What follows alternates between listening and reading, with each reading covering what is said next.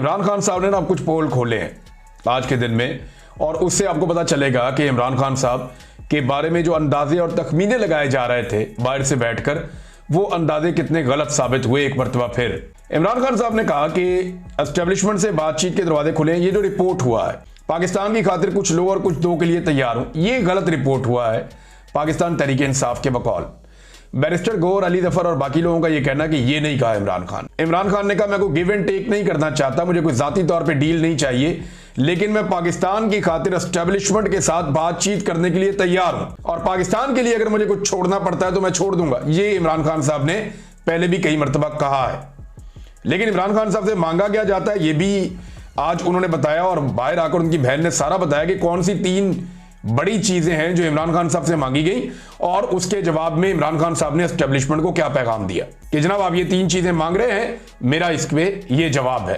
अब अली जफर साहब ने मीडिया को बताया कि इमरान खान ने वादे किया कि अपने लिए कोई मुझे गिव एंड टेक नहीं चाहिए, अपने लिए कोई लेने और देने की पॉलिसी नहीं है। इमरान खान ने कहा मेरे दरवाजे एस्टेब्लिशमेंट से बातचीत के लिए खुले हैं, बातचीत करने के लिए तैयार हूं, पाकिस्तान में इत्तेहाद की खातिर किसी भी वक्त मुज़ाकरात के लिए तैयार हूं, मैं सिर्फ इंसाफ चाहता हूं, मेरे केसेस जल्दी से जल्दी सुने जाएं। ये तो हर मुल्जिम का हक है कि वो अदालत से कहे कि मुझे जल्दी इंसाफ दिया जाए। फिर इमरान खान साहब ने यह भी कहा कि एहतजाजी तहरीक का मैं ऐलान कर चुका हूं, 5 से 6 दिन में जो मेरी पार्टी की आदत है वो मुझे लायामल देगी, और इमरान खान साहब जब उसको ओके करेंगे तो एहतजाजी तहरीक चल जाएगी। अच्छा, ये इमरान खान साहब बार बार अपनी पार्टी को कह रहे हैं कि तगड़े हो जाओ, अब हमने पूरे पाकिस्तान में एहतजाज करना है। ये बात जो है वो अलीमा खान साहिबा ने भी बाहर आकर पैगाम दिया कारकुनों को, और हर तरफ से यही पैगाम आ रहा है कि इमरान खान साहब कह रहे हैं कि हम मजबूती के साथ खड़े हैं, अब वक्त आ गया है, आप फैसला करें कि आपने मजबूत होकर पाकिस्तान के लिए खड़े होना है। अगर आपको खौफ है, वजन नहीं उठा सकते, तो इन ओहदों से अलग हो जाएं, ताकि वो लोग आकर काम कर सकें जो ये बोझ बर्दाश्त कर सकते हैं। ये बड़ा क्लियर स्टेटमेंट है इमरान खान साहब का। यानी सादी बात यह है कि डट जाओ या हट जाओ, या तो रास्ते से हट जाए ना, बाकियों के लिए रास्ता छोड़ें, वो आके लड़ें, तो या फिर डट जाओ, डट के खड़े हो जाओ।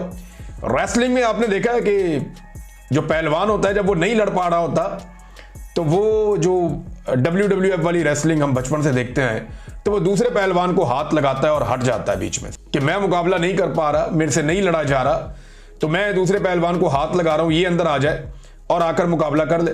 अब यही जो है वो आलिया हमजा ने भी कहा था, यही इमरान खान साहब भी बात कर रहे हैं कि डट जाओ या हट जाओ, तगड़े हो जाओ और मुकाबला करो। पूरे पाकिस्तान के अंदर एक बड़ी तहरीक चलाने का इमरान खान साहब ने ऐलान कर दिया है। अब अलीमा खान साहबा ने क्या बताया कि वो कौन सी 3 चीजें हैं जो इमरान खान साहब से मांगी गई, और तीनों उन्होंने याद कर करके मीडिया को बताई बाहर आकर। एक उन्होंने कहा जी इमरान खान से पहला जो मुतालबा है जो एस्टेब्लिशमेंट की जानिब से किया गया था वो ये था कि 3 साल के लिए आप चुप हो जाएं। तो इस पे इमरान खान साहब ने कहा कि यजीद के सामने 3 साल तो बहुत दूर की बात है, मैं 3 दिन भी चुप नहीं होऊंगा। ये बात मैंने 2020 में बताई थी वसीम बदामी साहब के सवाल के जवाब में। मैंने उन्हें यह कहा था कि इमरान खान को जब आप निकालेंगे तो वो बनी गाला जाकर नहीं बैठ जाएंगे और जाकर बोलेंगे हैप्पी बर्थडे टू यू, ऐसे नहीं करेंगे, वो आपको मुसीबत डाल देंगे, क्योंकि इमरान खान को आप चुप नहीं करवा सकते उसके साथ ज्यादती करने के बाद। वो आदमी सारी जिंदगी दूसरों के लिए आवाज उठाता रहा, वो अपने साथ ज्यादती होने पर चुप रहेगा? वो नहीं रहेगा।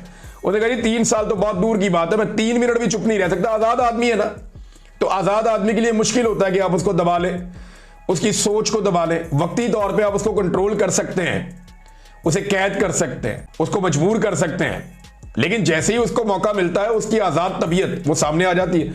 तो इमरान खान साहब ने कहा 3 साल तो बड़ी दूर की बात है, 3 मिनट भी मैं चुप नहीं रहूंगा। फिर 26वीं आईनी तरमीम के हवाले से और इस तरह के जो इकदाम किए गए उन पे इमरान खान साहब से कहा गया कि आप इन पे आप कंप्रोमाइज कर लें, चलने दें ऐसी सिस्टम को। लेकिन इमरान खान साहब ने कहा कि रूल ऑफ लॉ पे हम कैसे कंप्रोमाइज कर लें, तहरीक का नाम ही तहरीक इंसाफ है, हम इंसाफ के लिए खड़े हैं, और आपने इदारों को तबाह कर दिया। अब 26वीं आईनी तरमीम के जरिए जो हुआ उसको अगर तस्लीम कर लिया तो पार्टी का मकसद तो खत्म हो गया। दूसरा जवाब इमरान खान साहब का ये है। और तीसरा मुतालबा इमरान खान साहब से किया जाता है कि 9 मई के ऊपर माफी मांग लें। इस पे तो इमरान खान साहब कैटेगोरिकली कहते हैं कि माफी वो लोग मांगे जिन्होंने 9 मई की CCTV फुटेज चोरी की, जिन्होंने लोगों को अगवा किया, तशद्दुद किया, जिन्होंने लोगों के घरों की चादर और 4 दीवारी का तकद्दुस पामाल किया, और जिन्होंने लोगों के घर तोड़े। ये कैटेगोरिकली इमरान खान साहब ने स्टेटमेंट दिया। इमरान खान साहब की बहन ने बाहर आके सारी बातें बताई अलीमा खान ने, और उन्होंने कहा जी ये मुतालबात थे इमरान खान साहब से, लेकिन इमरान खान साहब का जो वाहिद अब मुतालबात हैं बड़ी क्लैरिटी के साथ, जो बेसिक है, यानी ये तो इलेक्शन तो करवाना, ये तो आपका अगला मुतालबा होता है ना कि आप इलेक्शन करें, आगे बढ़ना है तो फिर आप जो है वो इंक्वायरी करवाएं, आगे बढ़ना है तो आप जुडिशियल इंक्वायरी करवाएं। लेकिन जो बेसिक दो एलिमेंट है उनके बारे में अलीमा खान ने कहा कि नंबर 1 इमरान खान मानते हैं rule of law, number 2 Imran Khan मानते हैं जमहूरियत की बहाली। इन दो चीजों के बारे में इमरान खान साहब कह रहे हैं कि ये दो चीजें दी जाएं मुझे, मेरे वतन को ये दो चीजें चाहिए। नंबर 1 रूल ऑफ लॉ लेकर आए, ताकतवर को कानून के नीचे लेकर आए। ये नहीं हो सकता कि ताकतवर के लिए कानून कुछ और है, कमजोर के लिए कुछ और है। अभी गुज़िश्ता 1-2 दिन पहले मैं खबरें पढ़ रहा था कि नैब ने सारों के ही मुकदमे खत्म कर दिए। यूसुफ रज़ा गिलानी हो, राजा परवेज अशरफ हो, पीपल्स पार्टी के लटरम पटरम जितने भी हैं उन सारों के भी, इसी तरह PMLN के जितने भी बंदे हैं उन सारों के भी, शरीफ खानदान के भी, नैब ने सारे केस खत्म कर दिए कि नहीं जी नए कवानीन आ गए, केस खत्म। ये है NRO, ताकतवर के लिए कोई कानून नहीं है, और जिसको दबाना है ताकतवर ने उसके लिए कोई भी कानून बन सकता है, इद्दत जैसा घटिया केस भी आ सकता है, और जो पाकिस्तान के रिकॉर्ड का हिस्सा बन चुका है।